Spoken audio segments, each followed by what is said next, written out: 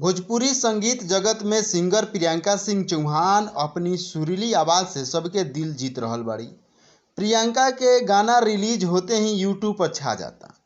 Fans भी उनके गाना के हमेशा ही बेसब्री से इंतजार करते रहल लोग। ऐसे में अब प्रियंका अपन नया गाना लेकर आइल बाड़ी। प्रियंका के ई गाना के टाइटल बा कटब ट्रेन से। ई गाना में उनके साथ भोजपुरी इंडस्ट्री के उभरती एक्ट्रेस नीतू यादव नजर आ रहल बाड़ी। ई गाना के अब तक काफ़ी व्यूज मिल चुकल बा।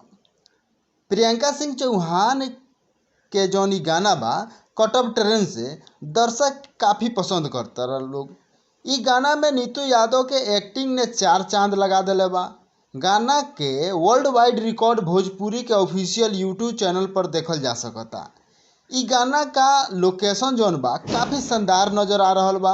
वीडियो में दिखावल गईल बा कि युवा पत्नी नीतू यादव अपना हैंडसम पति के बेवफाई से परेशान हो गईल बाड़ी। उ पति के दोस्त के सामने ही उनकरा के डांटे लगली और धमकावत तारी और कहत तारी कि हम मरी तहरा पे आ तू केहू और पे मरेला।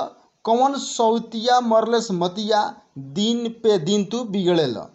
प्यार यदि तू हमरा से करब ना चैन से, सूती के पटरिया पे कटब ट्रेन से। वर्ल्ड वाइड रिकॉर्ड भोजपुरी में प्रस्तुत लोकगीत कटब ट्रेन से के निर्माता बड़ा रत्नाकर कुमार और गाना के प्रियंका सिंह चौहान ने अपने आवाज़ दिले बाड़ी।